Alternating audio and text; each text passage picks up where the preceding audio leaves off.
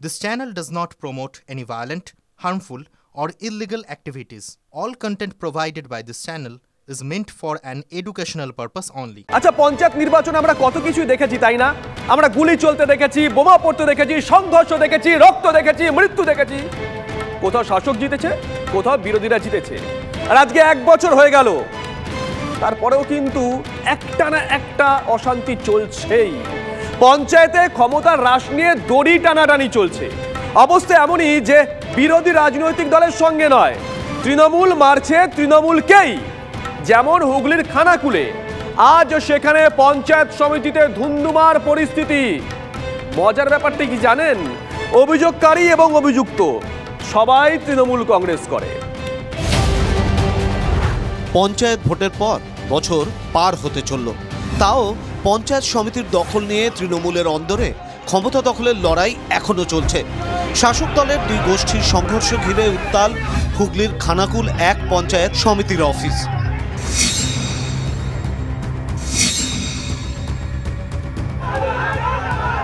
দুপক্ষের শতাধিক মানুষের জমায়েত, মারমুখী চেহারা, পরিস্থিতি সামলানোর চেষ্টায় পুলিশ বাহিনী। এক কথায় সোমবার খানাকুল 1 পঞ্চায়েত সমিতির অফিসের সামনেটা যেন রণক্ষেত্র।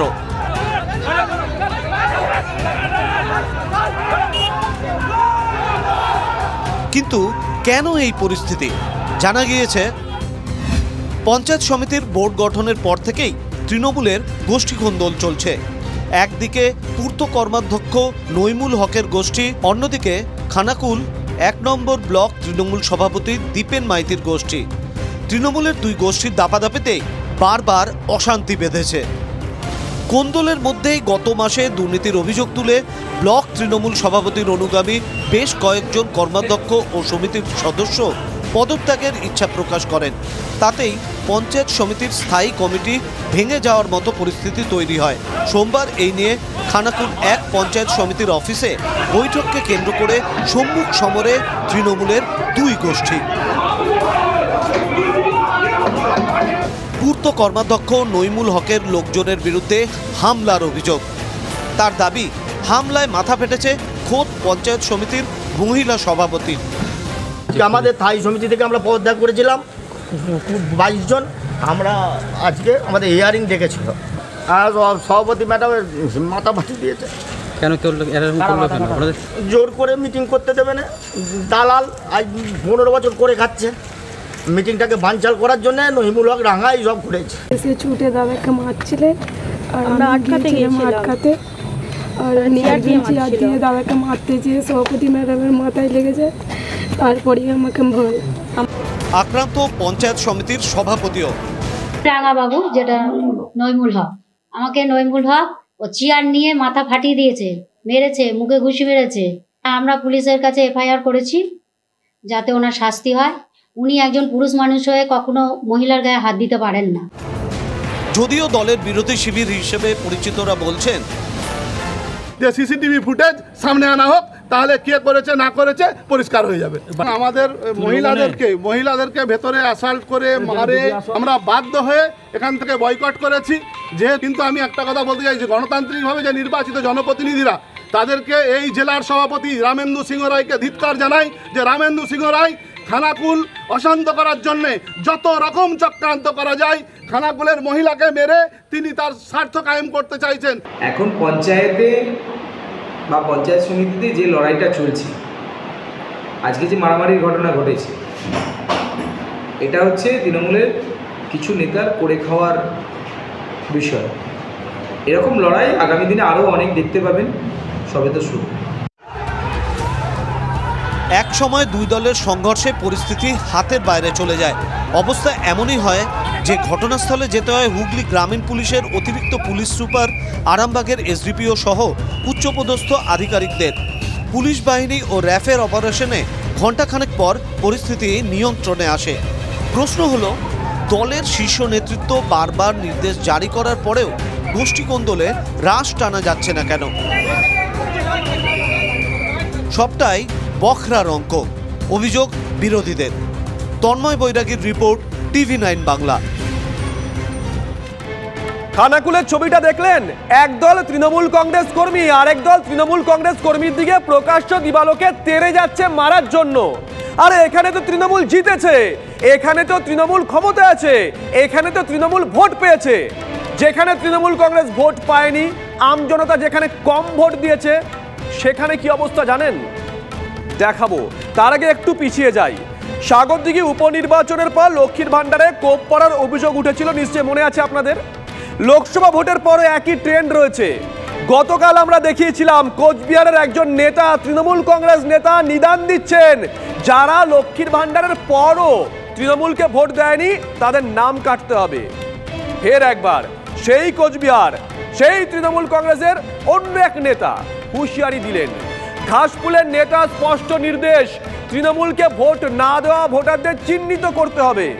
তারপর কি ট্রিটমেন্ট হবে দেখুন প্রতিবেদনে।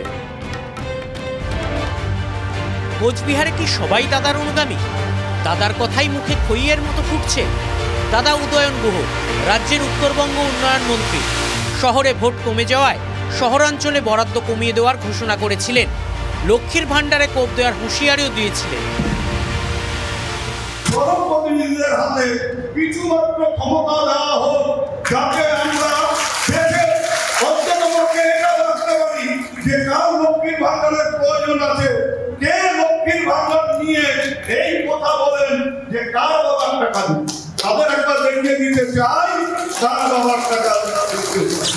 উদয়নের ঢঙেই রবিবার দিনহাটার এক নেতা লক্ষ্মীর ভান্ডার কেটে দেওয়ার হুঁশিয়ারি দেন। তৃণমূল কংগ্রেসকে ভোট না দিয়ে বিজেপিকে ভোট দিয়েছে, আমাদের সেখানে অন্ততপক্ষে কিছু লক্ষ্মীর ভান্ডার আমাদের কেটে দেওয়া দরকার আছে।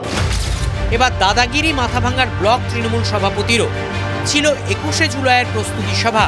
সেখানেই হুঁশিয়ারি বিশ্বজিৎ রায় নামে ওই তৃণমূল নেতার। তৃণমূলকে ভোট না দেওয়া ভোটারদের চিহ্নিত করার নিদানও দিয়েছেন বিশ্বজিৎ। তৃণমূলের ভোটের সময় বেইমানি করলে তৃণমূলকে শক্ত হাতে দমন করতে হবে।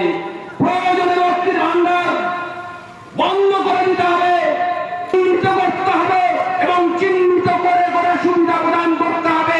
আমি পৌরসভার কাছে এই আবেদন করব। 21শের বিধানসভা ভোটের আগে লক্ষ্মীর ভান্ডারের প্রতিশ্রুতি দিয়েছিলেন মমতা বন্দ্যোপাধ্যায়। জিতে এসেই চালু করেন মহিলা বান্ধব প্রকল্প। 24শের লোকসভা ভোটের আগে ভাতার পরিমাণও বাড়িয়ে দেন। প্রচারে বেরিয়ে প্রতিদিন এক বিজেপি নেত্রীর লক্ষ্মীর ভান্ডার বন্ধের হুঁশিয়ারির অডিও শুনিয়েছিলেন অভিষেক বন্দ্যোপাধ্যায়। বলেছিলেন, আপনাদের হাতে ফোন আছে, আমার কথা রেকর্ড করুন। যতদিন বাংলায় মামাটি মানুষের সরকার থাকবে, আপনার লক্ষ্মীর ভান্ডারকে আমরা বুক দিয়ে আগলে রাখবো। কেউ চোখ দিয়ে তাকিয়ে কারো দুঃসাহস নেই আপনার লক্ষ্মীর ভান্ডার বন্ধ করবে। দলের সেকেন্ড ইন কমান্ড যখন আশ্বাস দিয়েছেন, তখন তৃণমূলের ছোটখাটো নেতাদের মুখে হুঁশিয়ারি কেন?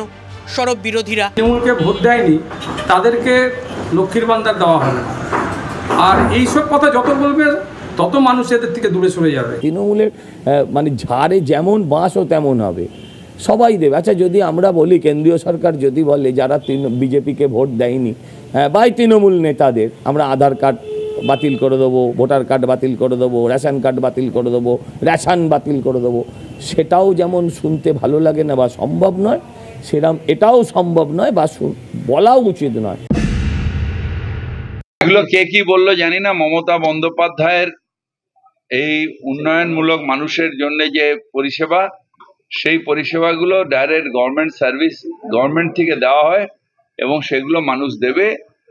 আমরা নিশ্চিতভাবে চাইবো যে সঠিক পরিষেবা মানুষ পাক।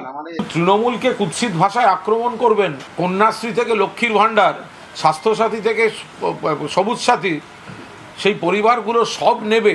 তো তারা নিজেদের বিবেকের কাছে একটা প্রশ্ন করুক যে সমস্তটাই তৃণমূল সরকার মমতা ব্যানার্জি দিচ্ছে, আর আমরা ভোট দেবো কি সব নেয়ার পর ভোট দেবো অন্যদিকে, এটা কতদিন চলছে? কুণাল ঘোষের এই অবস্থানই কি উদয়ন গুহর জেলার নেতাদের আরও উদ্বুদ্ধ করছে? সুমন কল্যাণ ভদ্রের রিপোর্ট, TV9 বাংলা।